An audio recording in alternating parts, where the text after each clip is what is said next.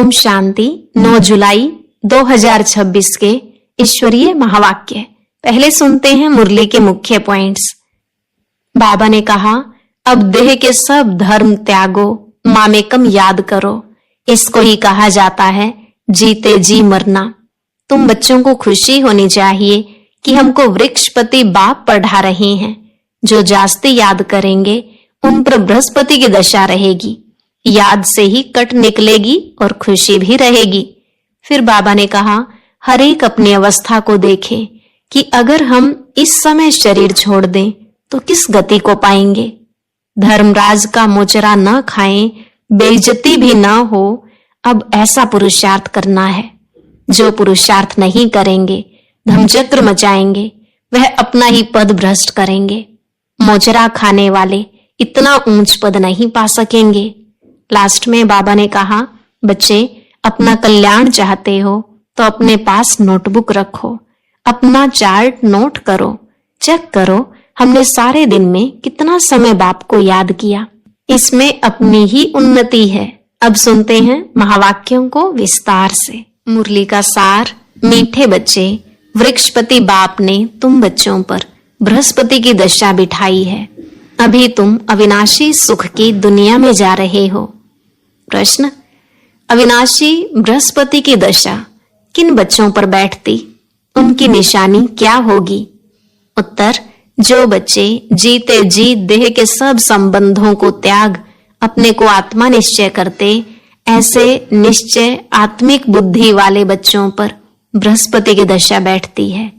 उनके ही सुख का गायन है कि अतीन्द्रिय सुख गोप गोपियों से पूछो, उनकी खुशी कभी भी गुम नहीं हो सकती। गीत। ओम नमो शिवाय। ओम शांति। बच्चों ने बाप की महिमा सुनी।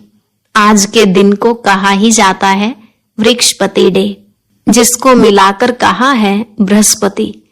इनको ही गुरुवार भी कहा जाता है। न सिर्फ गुरुवार परंतु सतगुरुवार बंगाल में बहुत मानते हैं।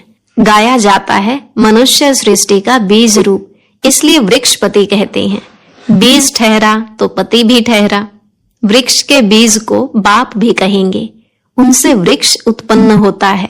यह है मनुष्य सृष्टि रूपी झाड़। इनका बीज ऊपर में है।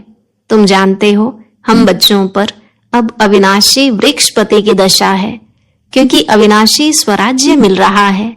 सतयुग को कहा ही जाता है अविनाशी सुख धाम।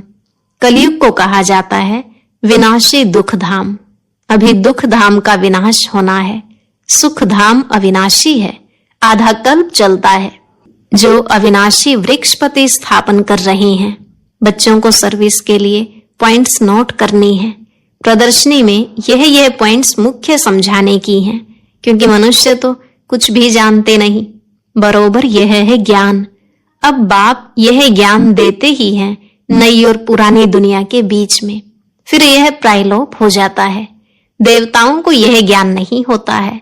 अगर यह चक्र का ज्ञान हो तो फिर राजाई में मजा ही न आए।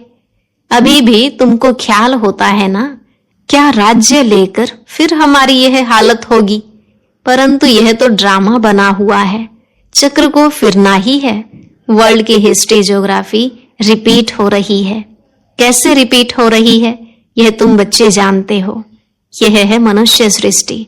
तुम्हारी बुद्धि में मूल वतन का झाड़ भी है। सेक्शन सबका अलग अलग है। यह बातें कोई की बुद्धि में कभी नहीं होंगी। कोई शास्त्रों में तो यह लिखी हुई नहीं है।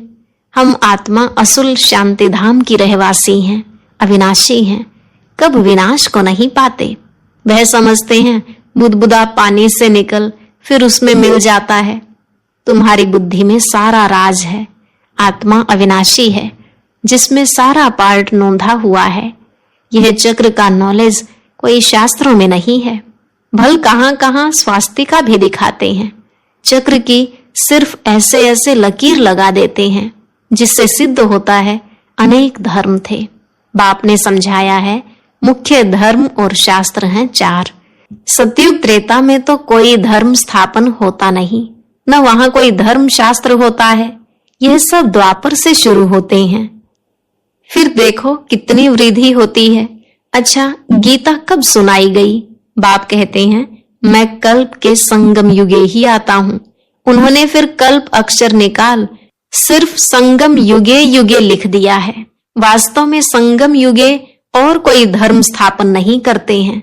ऐसे नहीं कि त्रेता के अंत, द्वापर के आदि के संगम पर इस्लामी धर्म स्थापन हुआ। नहीं, कहेंगे द्वापर में स्थापन हुआ।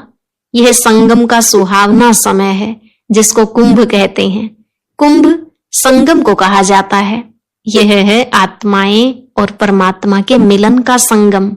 यह रूहानी मेला संगम पर ही होता है। उन्होंने पानी की गंगा का नाम बाला कर दिया है।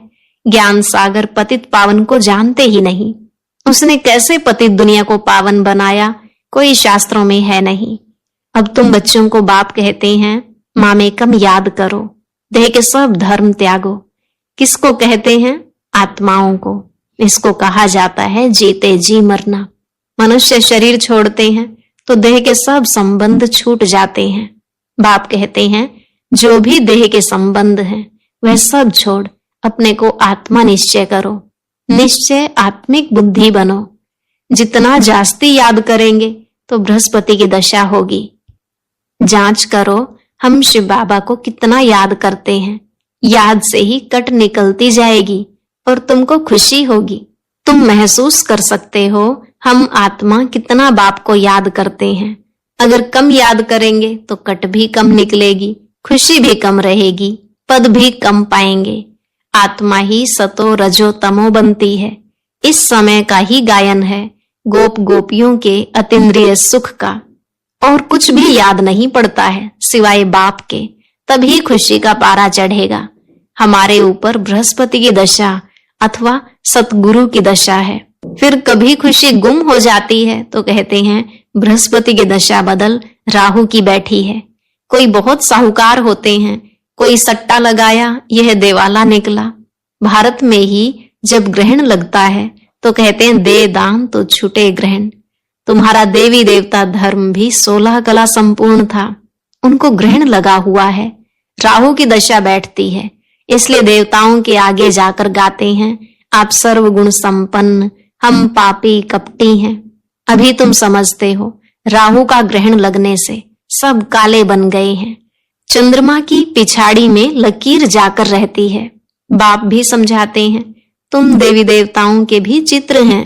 गीता ही आदि सनातन देवी देवता धर्म का शास्त्र है, परंतु यह अपने धर्म को नहीं जानते हैं। रिलीजियस हेड्स भी कॉन्फ्रेंस करते हैं। तुम वहां भी समझा सकते हो ईश्वर सर्वव्यापी तो है नहीं, वह तो बेहद का बाप है। बच्चों को आकर वर्षा देते हैं।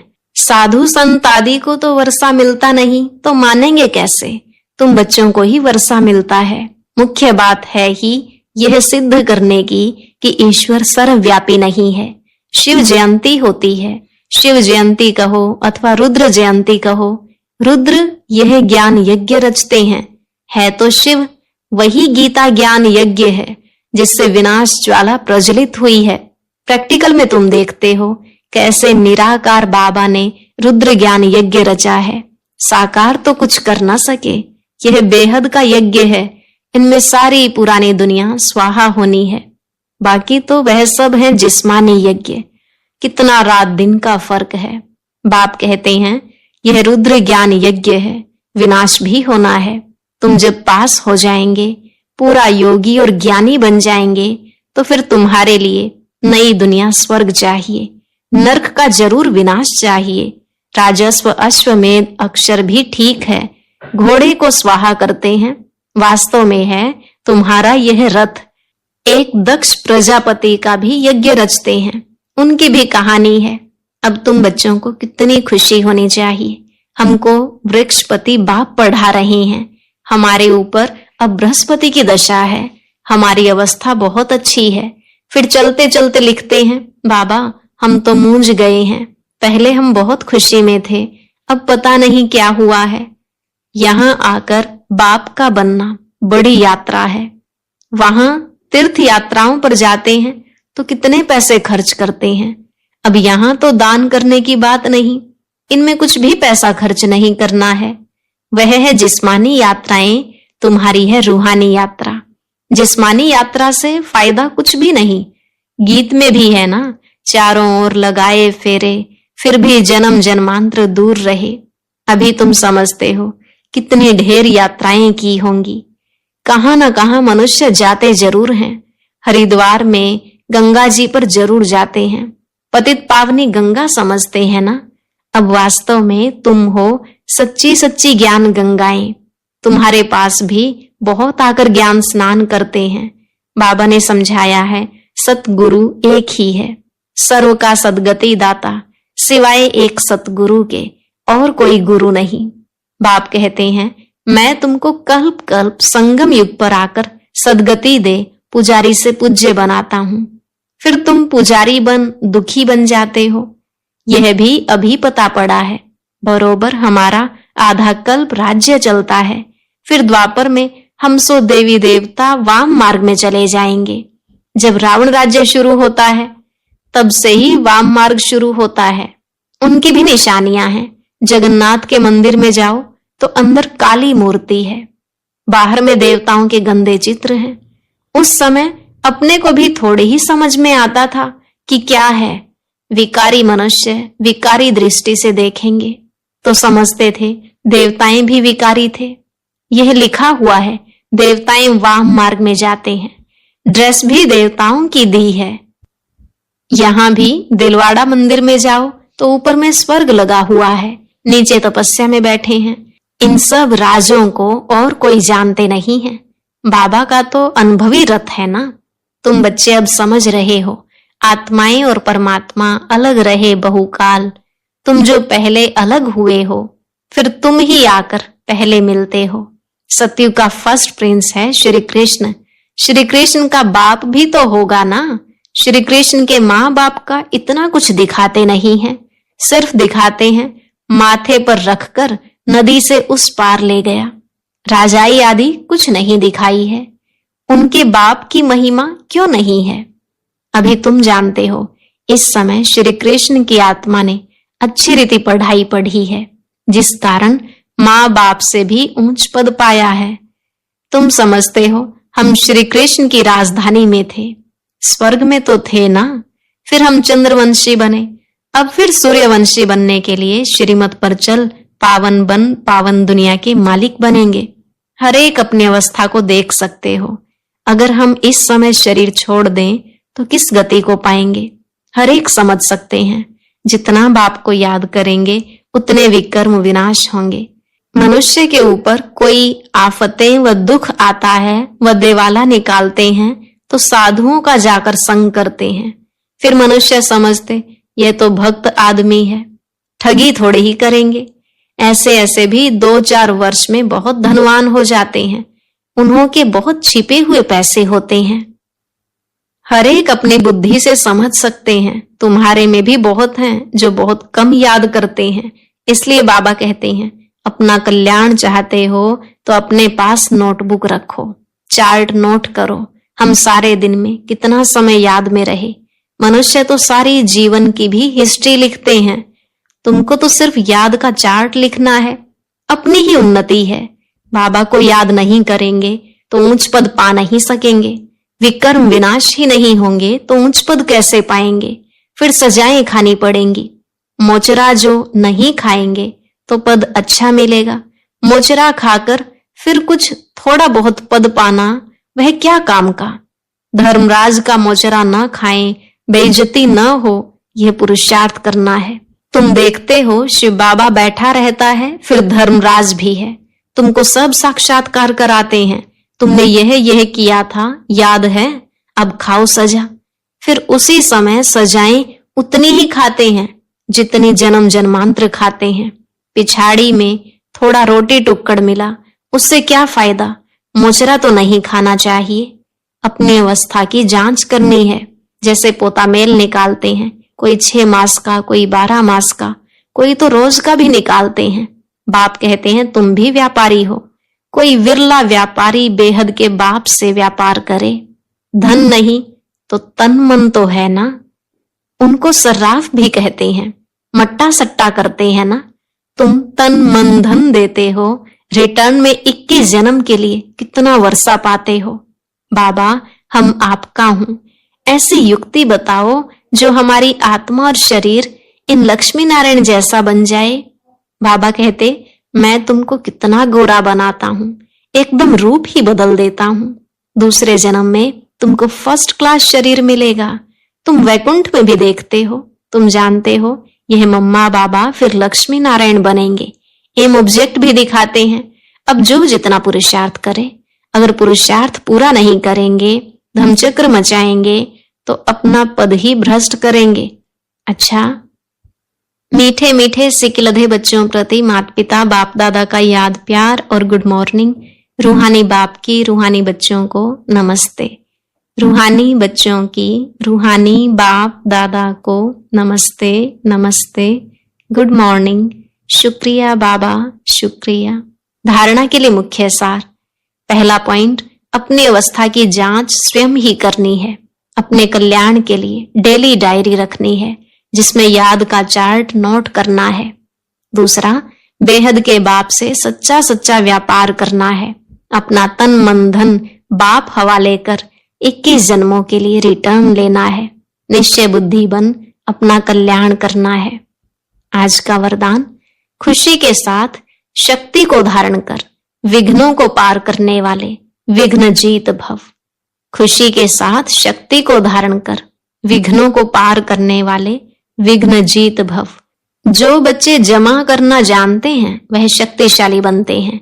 यदि अभी अभी कमाया, अभी अभी बांटा, स्वयं में समाया नहीं तो शक्ति नहीं रहती। सिर्फ बांटने व दान करने की खुशी रहती है। खुशी के साथ शक्ति हो तो सहज ही विघ्नों को पार कर विघ्न जीत बन जाएंगे।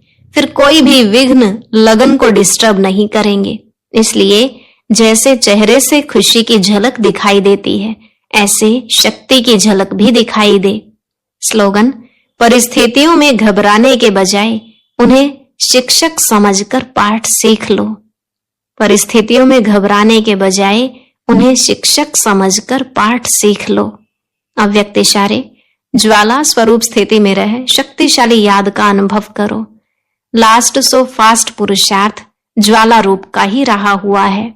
पांडवों के कारण यादव रुके हुए हैं। पांडवों की श्रेष्ठ शान, रूहानी शान की स्थिति यादवों के परेशानी वाली परिस्थिति को समाप्त करेगी। तो अपनी शान से परेशान आत्माओं को शांति और चैन का वरदान दो।